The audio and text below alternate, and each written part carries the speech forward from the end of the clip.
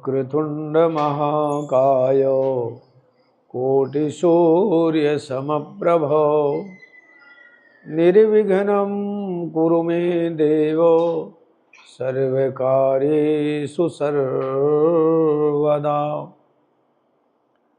मंगलं कौशलेन्द्राय महनीय गुणाब्धये चक्रवर्ती तनूजाय सार्वभौमाय मंगलम्। तव तत्त्वं न जानामि ईदृशोऽसि महेश्वरो यादृशोऽसि महादेव तादृशाय नमो नमः। परम मंगलमय अकारण करुणा वरुणालय नित्य शुद्ध बुद्ध सार्वभौम निर्गुण निराकार सगुण साकार सारे जगत में व्याप्त जगदाधार जगदीश्वर जगत नियंता बोध भावन देवाधिदेव महादेव परात्पर अखिलेश्वर सारे जगत में व्याप्त जगदाधार है। अनंत अवतारों में भगवान शिव सारे जगत में विराजमान हैं। वही अनंत शिव सत्ताओं को जानने के लिए शिव महिमा है, शिव रहस्य की कथा श्रवण कर आप सब लोग जीवन को धन्य कर रहे हैं। सभी भक्तों का हम हृदय से स्वागत करते हैं और विशेषतया विजय धीर जी को हम हृदय से धन्यवाद देते हैं। ये शिव महिमा शिव तत्व का जो विवेचन करा रही हैं ये अद्भुत है। कई दिनों से भगवान शंकर के शिव रहस्य के अंतर्गत शिव महिमाओं के अंतर्गत भगवान शंकर के अनेक अवतारों की भक्तों के ऊपर जो भगवान शंकर अविलंब कृपा करते हैं उनकी कथा आप लोग श्रवण कर रहे थे। इक्ष्वाकु वंश में एक बहुत बड़े प्रतापी राजा हुए जिन राजा का नाम था भद्रायु। प्रातःकाल से और सायंकाल तक शिवमय रहते थे। प्रातःकाल ब्रह्म मुहूर्त में उठकर शौचादि से निवृत्त होकर के स्नान आदि के बाद भगवान शंकर की आराधना करना इनका दैनिक नियम था। भगवान शंकर की आराधना करते थे और आराधना के बाद में सायं दोपहर अपने राज्य काज की व्यवस्था करते और सायंकाल भ्रमण करने के लिए निकलते, शिकार आदि करते और प्रजाजन की व्यवस्था भी देखते सुनते थे। ऐसा बहुत समय राजा भद्रायु का व्यतीत हुआ। एक बार शंकर भगवान के मन में जिज्ञासा हुई कि देखें तो सही, राजा भद्रायु मेरी बड़ी तपस्या करता है, शिव में रहता है, लेकिन यह अपने कर्तव्यनिष्ठ है, यह अपने कर्तव्य का भी पालन करता है या नहीं। इस दृष्टि से राजा भद्रायु सायंकाल शिव आराधना के बाद जब जंगल गए आखेट खेलने के लिए तो भगवान शंकर एक ब्राह्मण और ब्राह्मणी के रूप में वहाँ परिणित होकर के माया का सिंह बनाकर भागते भागते राजा की शरण में, राजा भद्रायु की शरण में आते हैं।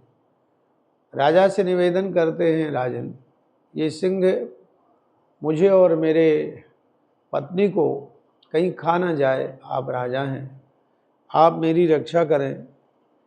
और राजा सतर्क होते हैं। भद्रायु राजा के सतर्क होते होते सिंह आया और ब्राह्मण के पत्नी को पकड़ करके ले गया और वो आगे जा कर के वो बेचारी ब्राह्मणी चिल्लाती रही, रोती रही, बिलखती रही, प्राणधन हे विप्रवर आप मुझे बचाइए बचाइए। दीनार तो नारी की करुण वेदना सुनकर ब्राह्मण देवता के साथ राजा भद्रायु भी बहुत दुखी हुई और अपने आप को धिक्कारने लगे कि मेरा क्षत्रिय जीवन आज धिक्कार हो गया कि मैं जंगल में आया हूँ आखेट खेलने के लिए, लेकिन एक सिंह से मैं ब्राह्मण की और ब्राह्मण के पत्नी की रक्षा नहीं कर पाया। हा हतोस्मि, मैं मारा गया। ऐसा सोच ही रहे थे कि दुखित ब्राह्मण जोर जोर से रुदन करते हुए राजा के पास में आए। राजा से कहने लगे, राजन, आपका जीवन धिक्कार है। आप जब ये वनेचर जीवों से हमारी प्रजा की रक्षा नहीं कर पाएंगे तो आप संसार की और अपने राज्य की क्या रक्षा करेंगे। राजा पश्चाताप करते हुए हाथ जोड़ करके ब्राह्मण से निवेदन करता है, क्षमा मांगते हैं राजा भद्रायु, ये विप्र प्रवर, मेरे से बहुत बड़ी भूल ही। मैं इस भूल के लिए अपना सारा राज्य तुमको समर्पित करता हूँ और मैं यहीं पर अग्नि जला करके अपने आप को भस्म कर दूंगा। ब्राह्मण देवता कहते हैं कि ऐसा कार्य आप न करें, आप राजा हैं। यदि आपको करना है तो मैं पत्नी विहीन हूँ और आप अपनी महारानी को मुझे दे दीजिए। राजा भद्रायु कहते हैं, धर्म के रक्षक राजा भद्रायु कहते हैं कि विप्रदेव, जो कुछ भी संसार में मांगना है, मेरा राज, संता संपत्ति, मेरा जीवन, यहाँ तक मुझे ही आप ले लें, लेकिन पत्नी को मैं कैसे संभव है दे सकता हूँ। ये तो मेरा धर्म है, लेकिन आपका ही धर्म यह कहता है कि आप दूसरे की पत्नी को, आप ब्राह्मण कुलश्रेष्ठ विप्र हैं, आप कैसे स्वीकार करें। मेरा सर्वस्व आप ले लीजिए, मुझे माफ़ कर दीजिए, मेरे प्राण ले लीजिए, मेरे से गलती हुई है, मैं अपने आप में बहुत पश्चाताप करता हूँ, लेकिन आप कृपा करके मुझे माफ़ कर दीजिए। इतना इस प्रकार से प्रार्थना करनी थी तो कोई दूसरे नहीं थे, भगवान शंकर थे। भगवान शंकर राजा भद्रायु के पास में प्रकट होते हैं और शंकर भगवान कहते, राजन, ये सब मेरी माया थी, मैंने ही नारी का वेश, माया की नारी का निर्माण किया था, माया का सिंह बनाया था तुम्हारी परीक्षा के लिए, लेकिन तुम धन्य हो, तुम अपने कर्तव्य निष्ठा में भी धन्य हो, मेरी भक्ति में भी धन्य हो, मेरा सदा सर्वदा जो है अनुग्रह तुम्हारे ऊपर बना रहेगा, तुम वरदान मांगो। राजा भद्रायु ने भगवान शंकर से प्रार्थना किया, प्रभु आप यदि देना ही चाहते हैं तो सदा सर्वदा के लिए यहाँ पर विराजमान हो जाइए। और भगवान शंकर शिवलिंगाकार के रूप में वहाँ पर विराजमान हो जाते हैं। शिव जी का नाम द्विजेश्वर शिवलिंग पड़ा है, क्योंकि द्विज के द्वारा उत्पन्न हुए, इसलिए द्विजेश्वर शिवलिंग के रूप में भगवान शंकर विराजमान हैं। सदा सर्वदा के लिए भक्तों को अभय प्रदान करते हैं। भगवान शंकर की निष्ठा और भक्ति रखने वाले भक्तों को अभय वरदान प्राप्त होता है। इस प्रकार से भगवान के द्विजेश्वरावतार भगवान की कथा है। इस प्रकार से अनंत कथाएं भगवान शंकर की। राजा सत्यरथ, यथा नामो तथा गुण, राजा सत्यरथ की शिव रहस्य के अंतर्गत कथा आती है। राजा सत्यरथ बड़े धर्मात्मा थे, धर्मज्ञ थे, धर्मशील थे, सदा सर्वदा जो है भगवत पारायण रहते थे, लेकिन पूर्व जन्म के कर्मानुसार राजा सत्यरथ को इस जन्म में बड़ा कष्ट भोगना पड़ा। कारण ये था, एक बार राजा सत्यरथ जंगल आखेट खेलने के लिए जाते हैं, तो जब आखेट खेल करके आए, लौट के आए, तो पता चला कि राजा सत्यरथ के राज्य में दूसरे राजा ने आक्रमण कर दिया है और राजा सत्यरथ अपने समस्त मंत्रियों के साथ में पराजित हो गए हैं। राजा सत्यरथ को विरोधी राजाओं ने मार दिया है, लेकिन राजा सत्यरथ की जो धरोहर थी, उनकी जो वास्तविक संपदा थी, उनकी संतान उनकी पत्नी के उदर में थी।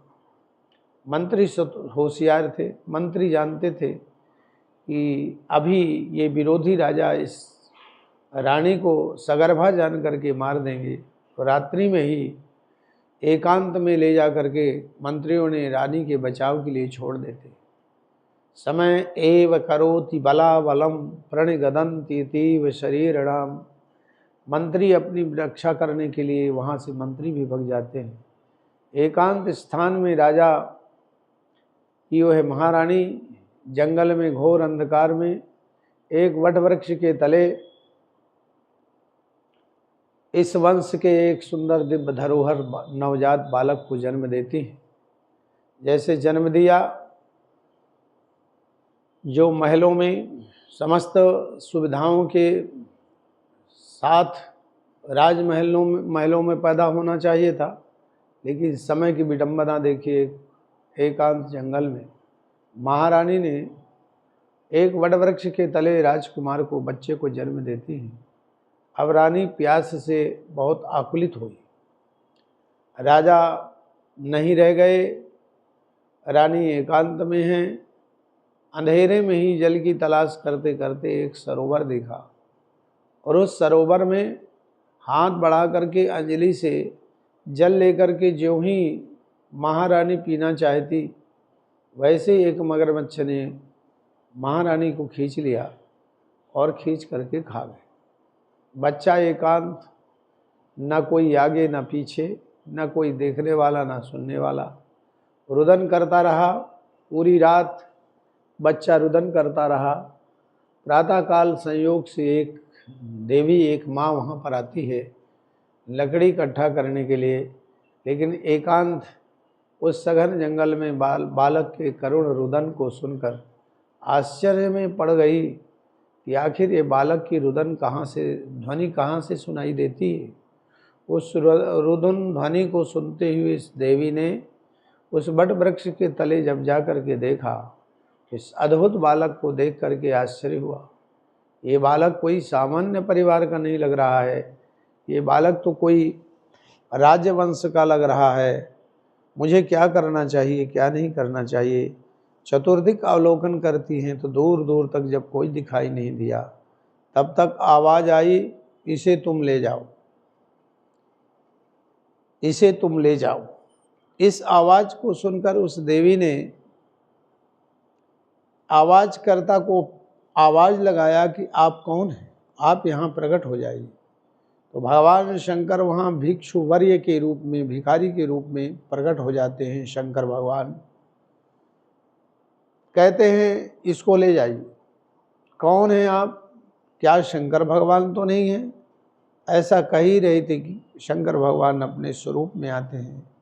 बताया देवी, ये सब मेरी महिमा है, मेरी कृपा है। आप इस बालक का लालन पोषण करके इनकी वृद्धि करो, ये आगे बन करके सम्राट बनेगा। उस देवी ने कहा, मेरे एक बालक और है, इसको कैसे ले जाऊं? भगवान शंकर कहते हैं इसे ले जाओ। इसे भी मान लो किसी के यदि 2 बेटे होते हैं तो दोनों का उदर पोषण, जैसे एक का उदर पोषण करना वैसे दूसरे का भी करना। इस बालक को तुम ले जाओ, ये तुम्हारा भी नाम रोशन करेगा। और वो देवी उस बालक को, जो नितांत करीब थी, भिक्षाटन करके बालकों का उदर पोषण करती थी, बालक को ले जाती हैं, लालन पालन करती हैं। और लालन पालन करने के बाद में क्रमशः बालक को तैयार किया। बालक जब तैयार होते हैं, बड़े होते हैं, तब पता चलता है ये तो राजकुमार है, ये कोई सामान्य बालक नहीं है। तमाम समस्त विद्याओं से इस माँ ने उस बालक को प्रवीण किया। और जब इस लायक वो बालक हो गए तो माँ ने अपने राज्य में भेजा कि जाओ तुम अपने राज्य में आक्रमण करो। राज्य में गया, वो बालक आक्रमण किया और ऐसा संयोग बना कि उसे विजयश्री मिलती है, विजयश्री को प्राप्त करता है। और जब विजयश्री को प्राप्त किया, राजा बना, तो देखो बालक की उदारता, वो राजा की उदारता। मैंने जो कुछ भी पाया है इस माँ की कृपा से पाया है। जब मैंने इस माँ की कृपा से पाया है तो मैं अपना मंत्री अपने भाई को बनाऊं। अपने मंत्री को, भाई को मंत्री बनाया है। और जो माँ एक भिखारिण थी, उस भिखारिण माँ को राजमाता का दर्जा दे करके भगवान शंकर की कृपा से कोई वस्तु की कमी नहीं हुई। भगवान शंकर की जब आराधना किया, चिदानंद रूपम शिवोहम शिवोहम, चिदानंद रूपम शिवोहम शिवोहम, शिवोहम शिवोहम, शिवोहम शिवोहम, चिदानंद रूपम शिवोहम शिवोहम। ध्याता ध्येय और ध्यान राज समृद्धि होने के बावजूद भी वो भगवान शंकर को जब नहीं भूले तो शंकर भगवान प्रकट हुए। प्रकट होकर के राजा से कहने लगे कि जो कुछ भी वरदान मांगना है मांगो। राजा ने वरदान में मांगा, सदा सर्वदा आपके चरणों में मेरी भक्ति अनन्य श्रद्धा बनी रहे। हे प्रभु, मैं अहरनिश आपका ध्यान करता रहूं, आपको कभी न भूलूं। आप सदा सर्वदा के लिए यहाँ पर विराजमान हो जाइए। और भगवान शंकर वहाँ पर विराजमान हुए। शिव ज्योतिर्लिंग के रूप में भगवान शंकर का आज भी ये ज्योतिर्लिंग समस्त मनोकामनाओं को पूर्ण करने वाले वहाँ पर विराजमान हैं। इस प्रकार से जो श्रद्धा से, भक्ति से, निष्ठा से भगवान शंकर की आराधना करता है, शिवलोकम महीयते, इस लोक में सुखी होकर के अंततो गत्वा भगवान शंकर के शिवलोक को जाता है। कोई भगवान शंकर की आराधना में जाति पाति पूछे नहीं कोई, हरि का भजय हर का भजय तो हर का होई। जाति पांच भगवान शंकर कभी मूल्यांकन नहीं करते, भक्त का मूल्यांकन भगवान शंकर करते। इसलिए सदा सर्वदा यदि हमारे अंतःकरण में प्रभु के प्रति निष्ठा है तो भगवान सदा सर्वदा उस निष्ठा के बदले हमें फल देने के लिए आते हैं। अर्बुद नाम का एक पर्वत है दक्षिण भारत में। दक्षिण भारत के उस अर्बुद पर्वत के तलहटी पर भील और एक भेलनी रहते। भील का नाम था आहुक और भेलनी का नाम था आहुका। दोनों भील भेलनी थे, कुछ भी नहीं जानते थे, लेकिन शंकर भगवान की आराधना करते थे। भगवान शंकर का ही स्तवन वंदन करते थे। अब देखो भगवान शंकर तुलसी इस संसार में सबसे मिलिए धाय, ना जाने किस बेस में नारायण मिल जाए। इस संसार में कोई भी ऐसा प्राणी ना हो जिससे आप हृदय से न मिलें। सभी से बड़े प्रेम और निष्ठा से मिलना चाहिए, सभी से भावपूर्वक मिलना चाहिए। तो आहुक और आहुका की परीक्षा लेने के लिए सायंकाल का समय था। मंद मंद बरसात हो रही थी, बादल गरज रहे थे, चारों तरफ अंधेरा छाया हुआ था। शंकर भगवान संत के रूप में, दंडी संत के रूप में पधारे। आहुक और आहुका ने दोनों ने देखा कोई संत निकल रहे हैं, ओम नमः शिवाय कह के उनका वंदन किया, प्रणाम किया। संत ने देखा लगता है भक्त हैं। संत आए तो भगवान थे ही, शंकर भगवान आए और आतिथ्य सत्कार के लिए भगवान शंकर ने कहा, भैया रात्रि का समय हो रहा है, मुझे दूर तक जाना है, वर्षा का समय है, यदि तुम एक रात्रि मुझे विश्राम करने की जगह दे दो तुम्हारा बहुत बड़ा उपकार होगा। लेकिन जो भील था, आहुक था, उसने कहा मेरी कुटिया में केवल मात्र 2 ही लोगों की सोने की जगह है महाराज, मैं आपकी और मैं मेरी पत्नी बरसात देख ही रहे, मैं आपको स्थान नहीं दे सकता, कहीं आप अन्यत्र देखिए। संत चले जाते। संत बड़े प्रसन्नता से जब आगे की ओर गए तो पत्नी के अंदर, उस भेलनी के अंदर देखो कितनी बड़ी दया थी। उसने कहा स्वामी, अपने भील से कहा, स्वामी आप एक काम करें, आप अतिथि आपके दरवाजे से ना लौट जाएं खाली, आप इनको रख लीजिए, मैं रात्रि में आज बाहर सो जाऊंगी, निर्जन में सो जाऊंगी। इच्छा तो पति की भी थी, लेकिन पत्नी जी के कारण नहीं रोक पा रहे थे। लेकिन जब भाव देखा तो महात्मा जी को आवाज़ लगाया, महात्मा जी आप कृपा करें, हमारी कुटिया का ये सौभाग्य होगा, आप जो है यहाँ पर रुक जाएं।